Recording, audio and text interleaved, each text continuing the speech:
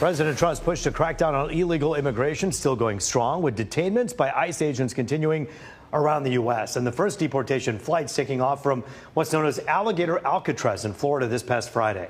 While many are praising the administration's efforts, many others are questioning it, even protesting the methods. Joining us on the Pulse tonight, conservative commentator Tobin. We also have Waterford School Board trustee John Paul Torres, who worked on the 2002 DREAM Act. His father came here undocumented and ended up giving a lot back to this country. And we thank you both for joining us here on the Pulse tonight. Thank you. John Paul, a little bit about your story, because it's interesting. Not only are you a trustee out there in Waterford at the schools, you also have your own story of how that undocumented story can end up. Yes, my father came here across the board in the 1960s, undocumented, made his way up to Detroit, was a farm worker in California, was inspired by the civil rights movement, learned English, got his citizenship, joined the United States Army. So the beauty of it is the American dream and the American story. Went on to have me and my brothers. My daughter is an attorney. She's worked at the Department of Justice. I'm an elected leader. Both my brothers are college educated. So it's the dream of my father that came forward and has become the reality of America today. A dream that started in an undocumented fashion. Tobin, you know that there are so many stories, and John Paul and his family put a face to the other side of the story that we don't hear about often, especially in the national news. Do you think that's a problem, that we only see one image of the undocumented person as someone who's a danger to America, someone who's here to hurt us? Well, unfortunately, we see it in the news daily that there's undocumented illegal aliens that are here taking advantage of our system and inflicting crime and getting into corruption. His family is the cream of the crop. These are the people that we want, much like my mother, who came to this country as an immigrant from fleeing from the Nazis when she was 9 years old. She embraced America, wanted to be American, wanted to be an American success story. These are not what we had flooding over the border under Biden. Tens of millions of people that are undocumented. Let me ask you this. President Trump himself in recent months came out and said, when it comes to farm workers, people in agriculture and hospitality, we have to take a step back at the way we're looking at these deportations and these arrests. There's something that you're talking about here that I feel smacks true with what the president said, which is not everybody is bad. So many of these people hold up the weight of the world when it comes to our economy. Do you see that as well? These workers, the farmers, the people who work in hospitality?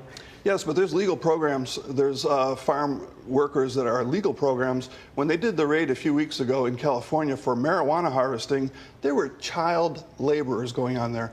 I think everyone, both sides of the aisle, should be against child laborers, against child sex trafficking, which has been going on over the years. We had over 400,000 children under 5 come across the border under Biden. A lot of them just had a phone number, Sharpie markered on their skin or on their clothing, and that's where they shipped them off to. And so, John Paul, in June of this past year, there were 6,000 apprehensions in 1 month.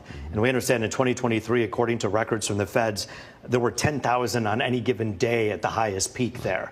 Do you think this administration has delivered on its promise to try to siphon that off? Well, I think Trump's taken advantage of the idea that he's gauging 3,000 immigrants a day that he's going to detain. He's talking about 1 million in a year. And I think what he's doing is he's taking advantage of the situation and making it sound as though that all these immigrants are bad. You mentioned that raid that happened at the marijuana field in California. Another individual was detained in that field. His name is George Redis, a United States Army veteran, American citizen. He was detained for 3 days by ICE. Family didn't know where he was. Those are the kinds of things that are happening in this country. People like myself and my family and people that look like us being targeted, people who speak different languages. And I think when Trump goes in and he detains these individuals at 3,000 a day, and you look at Biden and Obama and what they did, they looked more at actually getting criminal actors. They actually went and did what Trump says he's doing. Trump's just rounding up everybody. All the data shows is that about 1/3 of the individuals that are being detained have no criminal record.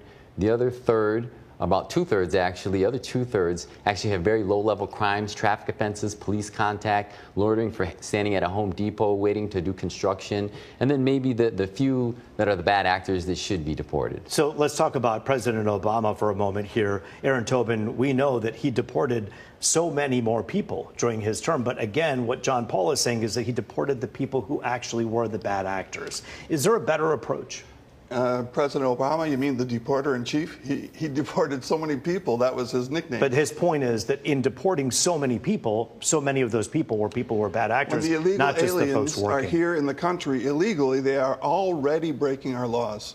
This California marijuana raid where someone was detained, it's because there was illegal people there, there was child trafficking going on there, child labor going on there. Until they straightened out what was going on there, they detained people.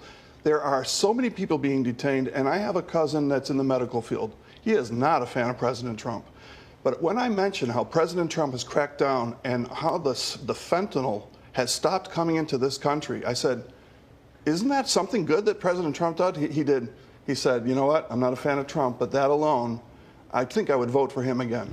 John Paul, when you look at the fentanyl and also the bill that was just passed, I think a week and a half ago, that basically made it into a new class, into an old class, so to speak, a Schedule I drug. Is that good news as well? I think it's great news. You know, I think the fentanyl issue is a problem. So I work in criminal justice. I work on the probation end in the courts.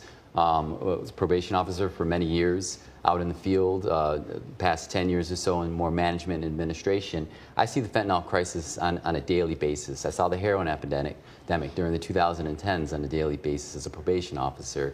And when you look at the fentanyl that's coming into this country, all the data shows that that fentanyl is coming into legal ports of entry, meaning it's being brought in by trucks, by cars, by individuals, in many instances American citizens that are coming across. It's not coming on the backs of the undocumented. But it is also coming in through the southern border, right? And it is coming from the southern border. But one of the things that I look at is in 2024, when we had the comprehensive immigration reform that was going to be passed that Trump killed so that he could get reelected, when they brought that forward, in there was monies that would be allocated for cutting-edge fentanyl detection devices at the border.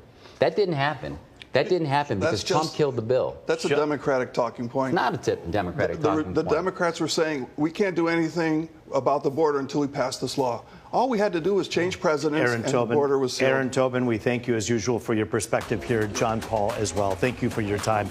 We can only start to begin to scratch the surface. We'll talk more, the three of us, sometime soon. Remember, if there's a question or topic you want covered, just email us on thepulse@fox.com. You can also catch more of our interviews right there online. I'm Roop. As always, it was great to be with you.